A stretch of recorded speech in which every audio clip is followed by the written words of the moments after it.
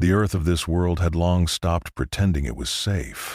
Skies were torn open by alien fleets on slow afternoons. Cities were rebuilt faster than they were mourned. Children grew up learning the names of superheroes the way previous generations learned the names of distant wars. Strength had become the currency of survival, and somewhere in the cold satellites orbiting the planet, the Global Defense Agency watched every flicker of that strength with a quiet, exhausted patience. On a morning that began like any other, those satellites detected something they could not classify. An object entered the upper atmosphere at a strange angle, with a strange heat signature, and with a strange refusal to behave the way physics demanded. The analysts assumed it was a meteor. Then they assumed it was a craft. Then they stopped assuming anything at all, because the object slowed itself in midair, without thrust, without wings, without explanation. It simply decided, somewhere between the stratosphere and the rooftops, that it would no longer be falling. It was not a meteor. It was a man. And the man was Saitama. He landed in an empty lot behind a convenience store, dusted off his yellow jumpsuit, and looked around with the mild irritation of someone who had taken the wrong train. Moments earlier, he had been walking home with a plastic bag of groceries, calculating in his head whether the discount on instant noodles was actually worth the longer walk. A pulse of light had blinked across the sidewalk, no louder than a sigh, and then the sidewalk was gone. The sky was a different shade of blue. The smell of the air was wrong, and the groceries, he noticed with quiet horror, had not made the trip with him. He sighed loudly. The first person to see him was a teenager filming a live stream about local diners.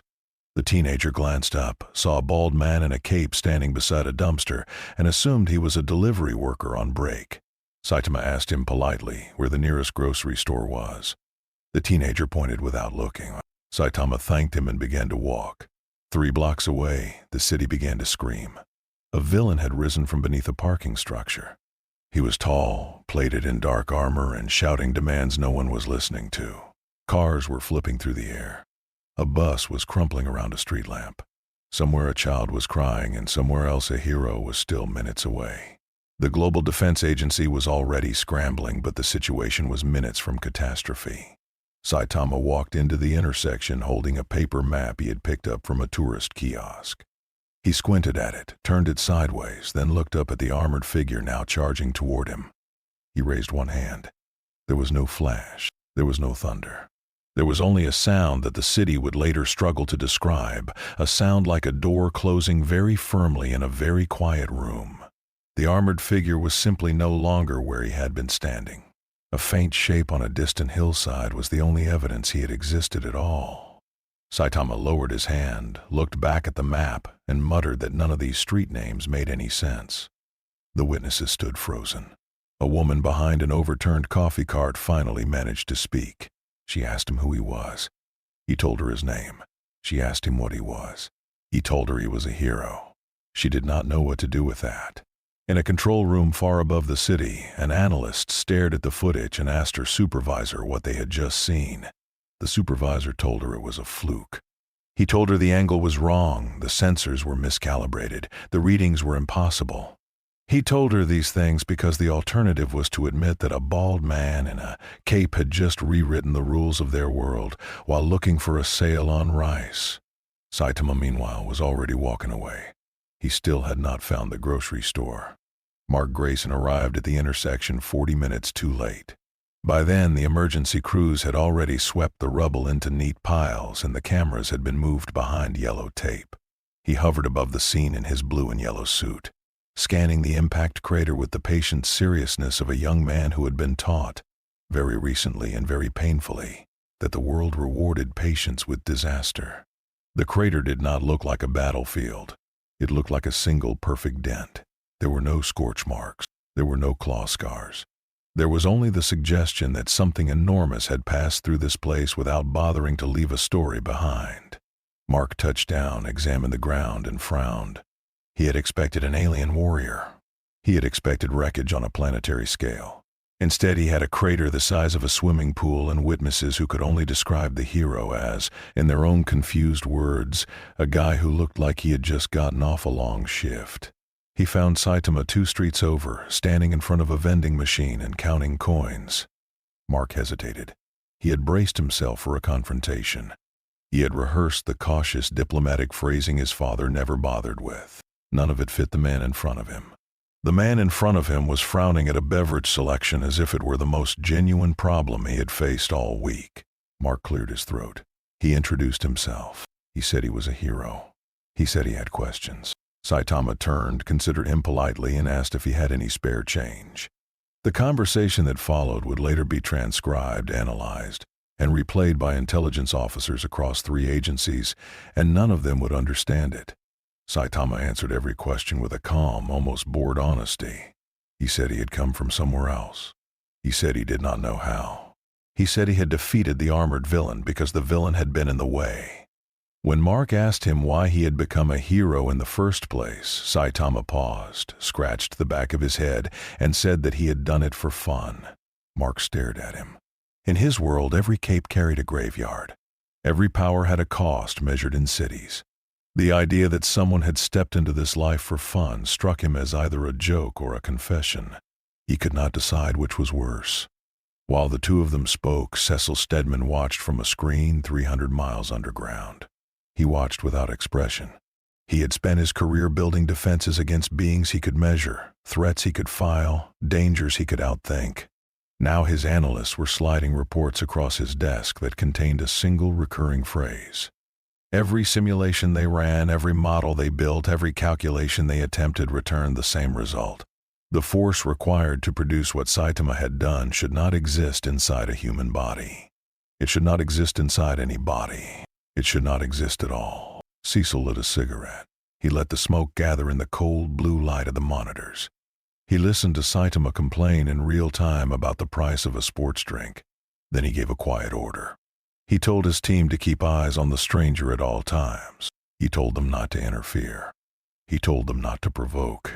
He told them, in the same tired voice he used when discussing the weather, that until further notice this individual was to be treated as an environmental hazard rather than a person. Above ground, Mark was offering to show Saitama around the city.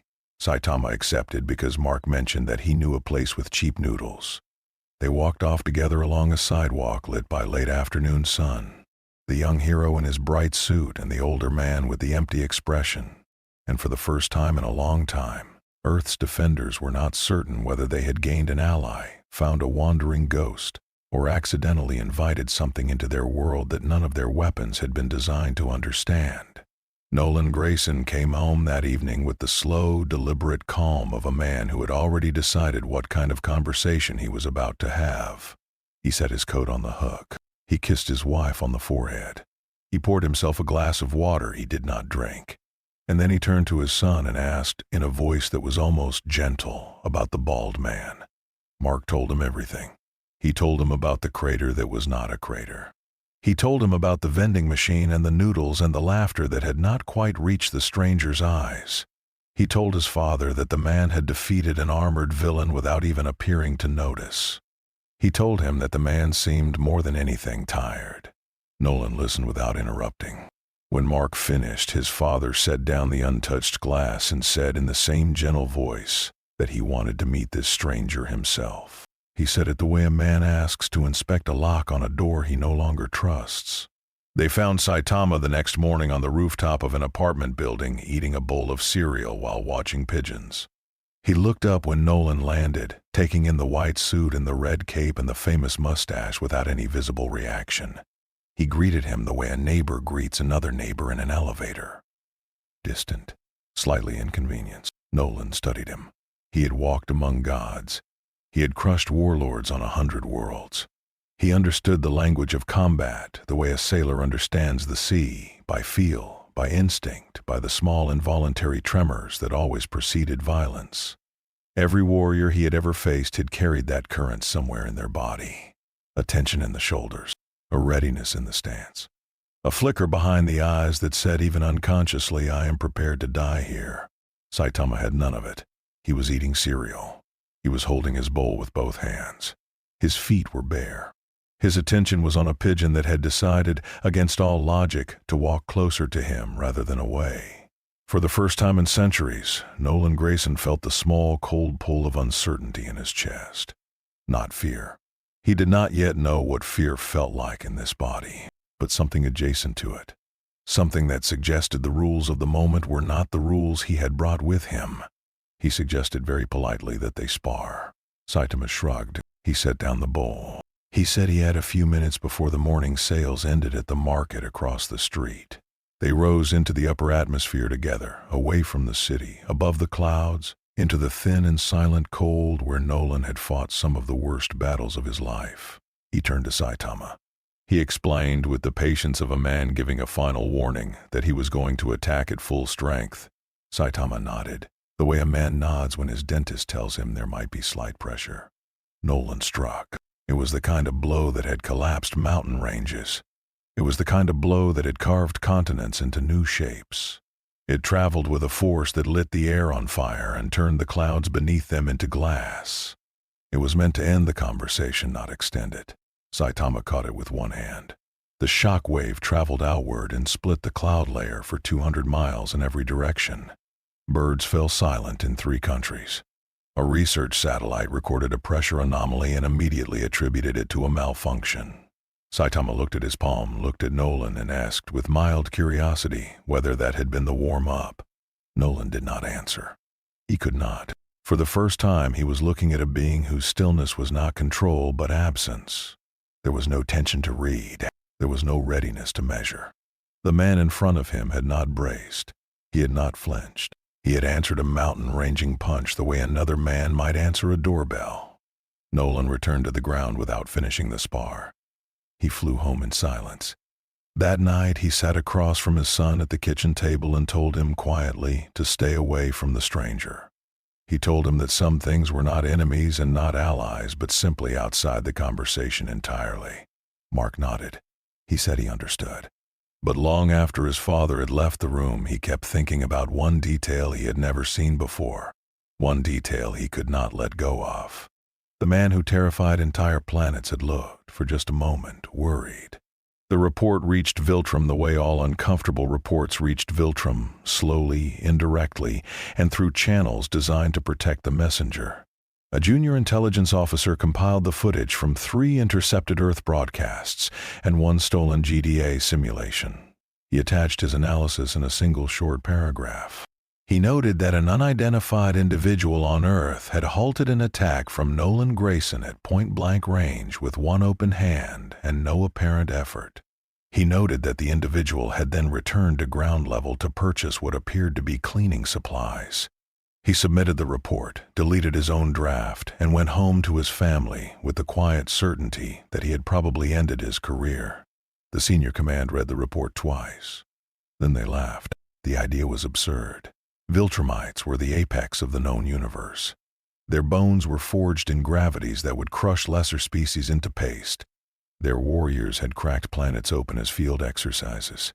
The notion that some unranked human on some unranked world could casually neutralize one of their finest was not a threat.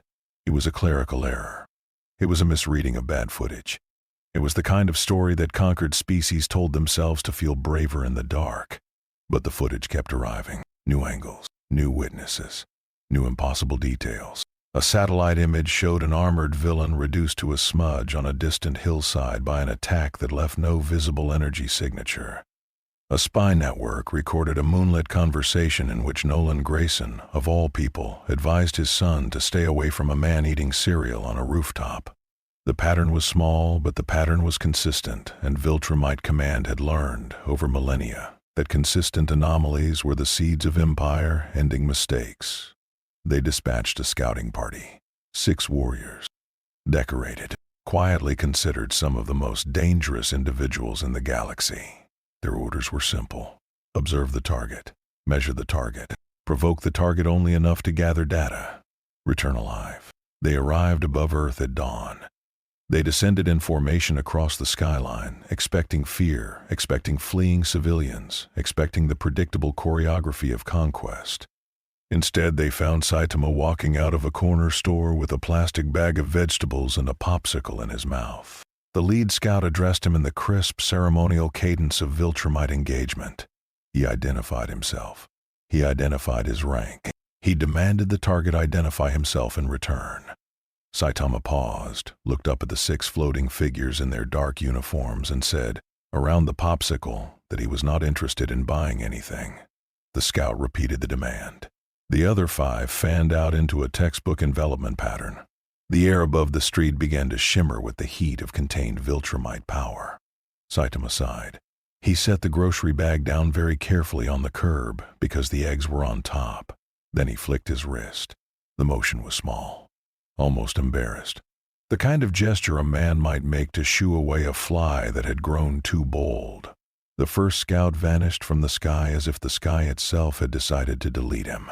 The other 5 followed a heartbeat later, each in a different direction, each at velocities that would later be measured by orbital sensors and dismissed as instrument failure. One of them, the youngest, kept just enough consciousness to activate his emergency transmitter as he tumbled through the upper atmosphere toward the cold dark beyond. His final message reached Viltrum Command 4 hours later. It was a single sentence, recorded in a voice already beginning to fade. Target cannot be measured. The chamber where the message played went very quiet. The generals who had laughed earlier did not laugh now. They understood, with the cold clarity of people who had built an empire on certainty, that something had appeared in their map that did not belong to any continent they recognized. They began drafting the response that would change everything. The response that would send their best, their oldest, their most decorated. The response that, very soon, would arrive at Earth and discover what the rest of the galaxy had not yet learned. In the weeks before the Empire arrived, Mark Grayson did something none of the analysts in the underground rooms thought to do. He simply spent time with Saitama. He invited him to dinner. He flew him over the coastline at sunset, because Saitama mentioned he had never seen this kind of ocean. He took him to a small noodle place tucked behind a laundromat, where Saitama declared, with more enthusiasm than he had shown for anything else, that the broth was acceptable. Mark watched him eat. He watched the way his shoulders relaxed for the first time. He watched the way the laughter never quite reached his eyes. And slowly, across those quiet hours, Mark began to understand something that no satellite could capture and no simulation could model. Saitama was not dangerous because he wanted anything. He was dangerous because he had stopped wanting almost everything. He had not been broken by an enemy. He had not been twisted by tragedy. He had been hollowed out, gently and irreversibly, by the absence of resistance. Every challenge in front of him had failed to be a challenge. Every battle had ended before it began.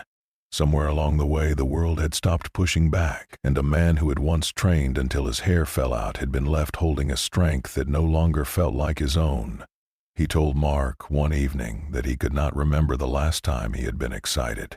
He said it the way another man might mention forgetting where he had left his keys. Mark did not know how to answer. He thought about his own short, painful career. He thought about every fight that had nearly killed him. He thought about how, in some terrible way, those fights were the reason he still felt alive. And then he looked at the man across from him who could end any of those fights with a sigh, and he understood that overwhelming power was not a gift. It was a kind of quiet exile. Cecil Stedman did not see any of that. Cecil saw an asset. He had spent every hour of every day since the rooftop incident updating his contingency files, and his contingency files had reached a conclusion that even he found unpleasant to read aloud. The Viltrumite response was coming. It would not be a scouting party this time. It would be a fleet. It would be a generation of warriors. It would be the kind of force that had erased civilizations the GDA had never even been allowed to learn the names of. And against that force, every plan Cecil had built came apart in the second draft, except one plan. He called Mark into the underground complex. He sat him down across a steel table. He explained in the flat, careful voice he used when he was about to ask for something terrible that there was only one variable on the board that the Empire could not predict. There was only one weapon on Earth that the Empire could not measure. He did not say the name. He did not have to. Mark listened. He listened to the projections. He listened to the casualty estimates. He listened to the long, quiet pause at the end, where Cecil waited for him to agree. He did not agree. He told Cecil, with a steadiness that surprised them both, that turning a lonely man into a weapon was how every monster in their history had been made. He told him that the Empire was coming because they were afraid. He said that fear could be answered, and conquest could be answered, but the moment they reached into Saitama's quiet life and tried to point him like a rifle, they would become a smaller version of the thing they were fighting. Cecil did not argue. He simply said that Mark would have to look his mother in the eye and explain that choice if the plan failed. Then he stood and the meeting was over. That night Mark sat on the roof of his parents' house. The stars were the same stars he had grown up beneath. Somewhere above them a fleet was already moving. Somewhere below him, in a small rented apartment with a half-empty fridge, a bored man was watching a cooking show and eating instant rice. Mark looked up at the cold sky and understood, with a kind of grief, that the hardest battle of his life was going to be deciding what kind of hero he refused to become. The fleet arrived at the edge of the solar system without warning and without ceremony. It did not broadcast a demand. It did not transmit a flag. It simply appeared, vast and dark and patient, and began to advance. The first wave of Viltrumite warriors descended through Earth's atmosphere in formations that had broken civilizations on 100 worlds. The sky above the planet split into corridors of light and pressure. Defense satellites burned out one by one as the warriors passed them. The cities below began the slow, terrible sound of evacuation sirens. Mark rose to meet them. So did every hero the GDA could spare. So did Nolan Grayson, his face set in the grim, ancient calm of a man who knew exactly what was coming. They braced for the kind of battle that would be remembered in the broken shapes of mountains and the changed names of coastlines. Saitama landed last. He was wearing his usual yellow jumpsuit. He had not bothered with shoes. He had been in the middle of doing laundry when Mark had knocked on his door, and there was still a faint smell of detergent on his cape. The Viltrumite vanguard descended in a wedge. Their commander, a scarred veteran with a list of conquered worlds longer than Earth's recorded history, called out a challenge in the old battle tongue of his people. He called for the strongest defender to step forward. He promised a duel of honor. He promised a clean death. Saitama stepped forward because Mark pointed at him. What followed would never be properly described because there were no proper words. The vanguard commander attacked first, and the vanguard commander was no longer there. A second warrior closed the distance, and the second warrior became a streak of light heading sideways into the stratosphere. A third tried to flank in the air where she had been folded inward with a soft, almost apologetic sound. Saitama did not move from his spot. He did not raise his voice. He simply met each attack with the smallest motion the human body could produce, and each motion was a sentence that the universe was forced to obey. The fleet above adjusted. They sent down 20 more. Then 50, then 100. Saitama walked forward gently, as if crossing a crowded train platform, and the sky above him emptied in waves. Shock waves split the cloud cover across continents. Distant oceans rose into mist. The moon, watching from its old indifferent orbit, developed a hairline fracture that astronomers would later argue about for decades. Nolan watched from a hillside. He had stopped fighting some time ago. He had stopped fighting the moment he understood that there was no longer any war for him to participate in. He watched the empire he had once served, the empire whose songs he had memorized as a child, be quietly disassembled by a man who was not even sweating. His face did not move. But somewhere behind his eyes, a very old story was ending. He understood, finally, what he had refused to understand on the rooftop. This was not a powerful human. This was not even a powerful being. This was a presence that the rules of their universe had simply failed to anticipate. The Viltrumite Empire had been built on the assumption that strength was a finite quantity, distributed in measurable amounts among measurable warriors.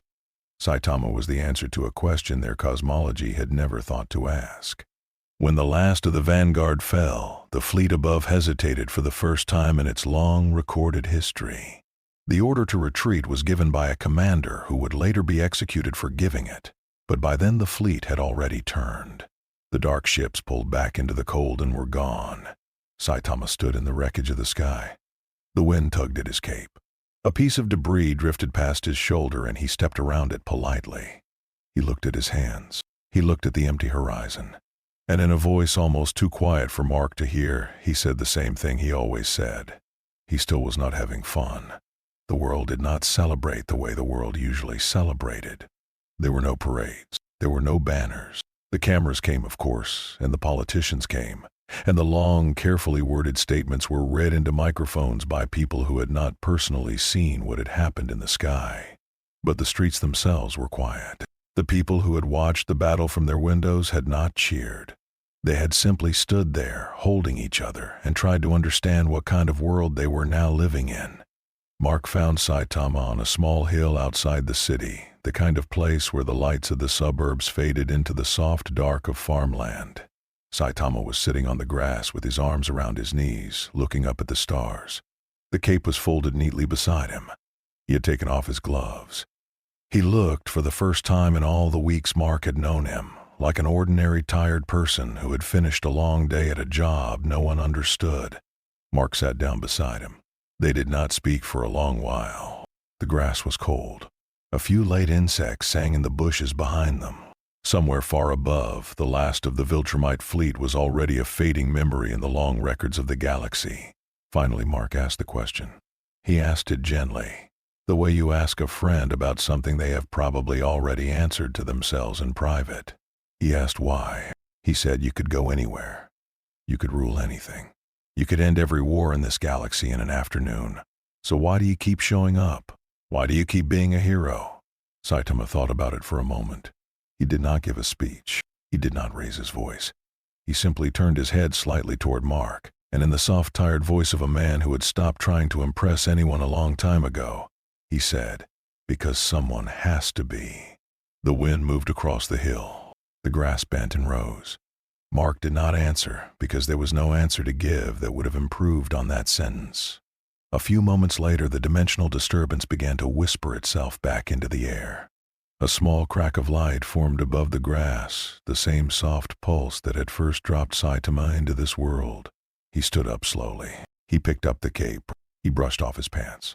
He looked at Mark the way one neighbor looks at another when one of them is about to move away. He thanked him for the noodles. He said the broth had been acceptable. Then he stepped into the light and was gone. Nolan was waiting at the edge of the hill, arms folded, watching the place where the rift had closed. When Mark walked up to him, Nolan did not look at him. He kept his eyes on the empty sky. And in the slow, careful voice he used only for things he was certain about, he told his son that if beings like that existed elsewhere in the multiverse, then the Viltrum Empire had spent its entire long history believing it was much larger than it actually was. Mark stood beside his father for a long time after that. He looked up at the stars and tried to imagine how many of them might have someone like Saitama walking quietly beneath them, eating cereal, looking for sales, choosing, every single ordinary day, not to use what they could so easily use. He understood then that true strength might not be measured in what a being could destroy. It might be measured in everything a being could destroy and chose, gently and without applause, to leave alone.